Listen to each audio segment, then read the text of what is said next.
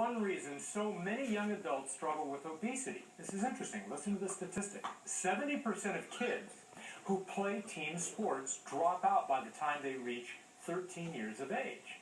Go to any Pop Warner game or any Little League playoff, and it isn't hard to see at least part of the problem. Some of the parents in the stands, their overzealousness, their own determination to win can take a toll not only on their own children, but it can take a toll on other kids as well. I wish we had the audio of what that woman is yelling.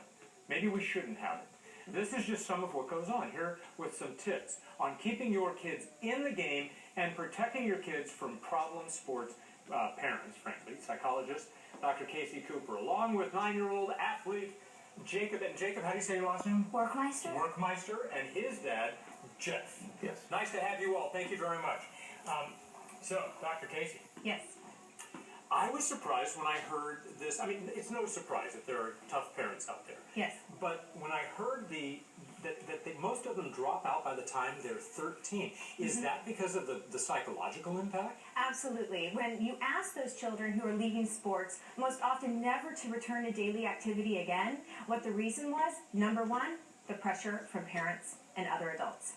All right, so what is it about parents who force their kids? Are they really doing what's best for the kids, or are they trying to make up for what they didn't do when they were kids? Well, there's a variety of whys, but bottom line is 1 in 3 sports parents is exhibiting problematic behavior. So it's not just the children of the parents who are the screamers and the yellers and the pushers. They have an impact on the rest of that 70% that drop out.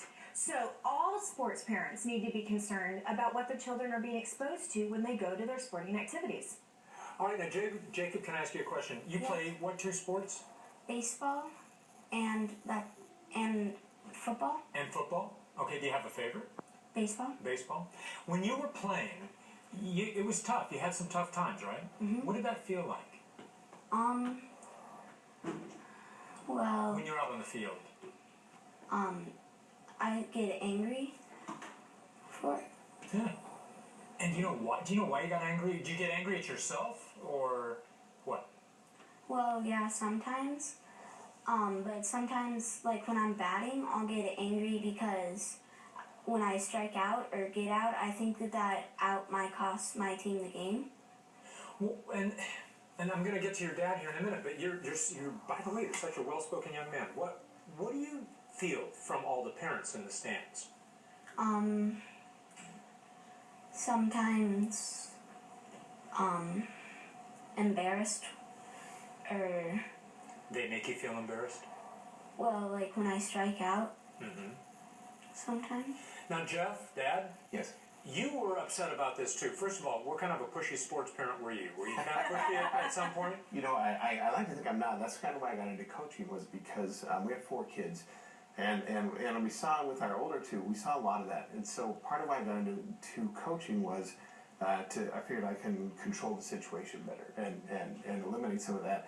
I think it's hard on Jacob because I'm often his coach. And so I don't have to say anything. And I try not to. I think because when you're the coach's son, that kind of adds an extra layer to it. But you were so upset or bothered, correct me if I'm wrong, by what some parents, how they were behaving. You started your own league? Yes. Well, it's a baseball academy. Yeah, we started a nonprofit organization, and we play within different leagues and travel tournaments. But there's a lot of, you could go for miles talking about some of the things that go on in youth sports, especially in Southern California. It's so competitive, and we see these parents. You know, when you're talking about your 7-year-old child talking about he's going to get a scholarship, you know, or at 7 you're talking scholarships. Yeah. And many do. Many do. And they're getting mad because their son's not playing quarterback because he should be quarterback because he's going to be the quarterback at USC or you know, these are conversations I've had with parents. And Dr. Cooper, how I'm going to get to these tips real quick, but how can this really harm a child psychologically? Well, psychologically, they usually leave the sport on a low self-esteem note. So what are they going to turn to? Technology, texting, all sorts of other things that aren't going to give them that physical activity. And we wonder why we have an obesity epidemic in this country when 70% of children are leaving their daily physical activity not to return again because of the pressure. Well, I think the two are related. Can we call up the tips, guys? Dr. Cooper, you have some tips for parents. Absolutely. And we're going to put those, I hope, up on the screen. Or they're right down at the bottom, right? Great. Okay, you can read them right there. Yes. If you're not the team coach, don't coach. Absolutely not. Respect your role as a parent. Your child's going to have a lot of coaches in their life. They're going to have two parents. Honor it. Next tip, implement consequences for bad behavior on the field. Yes. Who's bad behavior, the parents or the kids? Well, actually both. Leagues should have a policy for the parents. But a lot of sports parents say, well, Dr. Casey, I don't know what to do when my child's losing it and they're throwing stuff and they're this and they're that. And you know what? I asked them, well, what would you do if they did that at home? Well, we'd cancel the play date. We'd take away the toy. Okay, so let's take that positive parenting and let's implement it in the sport. Take them out of the game? Absolutely. Well, that's the coach's call. But you as the parent can say, you know what, coach, I would like to ask you to bench my child for the next game. They can support and root from the sidelines. You say other parents are very often the problem. Maybe not even, it may not be me as a parent, but other parents. So who do you go to? You go to the league. Every parent whose child's going to participate in any program has to sign a code of ethics and what they're pledging to. So if they're not abiding by the rules, the coach can then bench them. All right, we missed that last one on the bottom of the screen. Maybe we can advance. There you go. Tell league officials, and now going to the last one. You say there is also a reward system. Absolutely. The reward for participating in sports is the journey.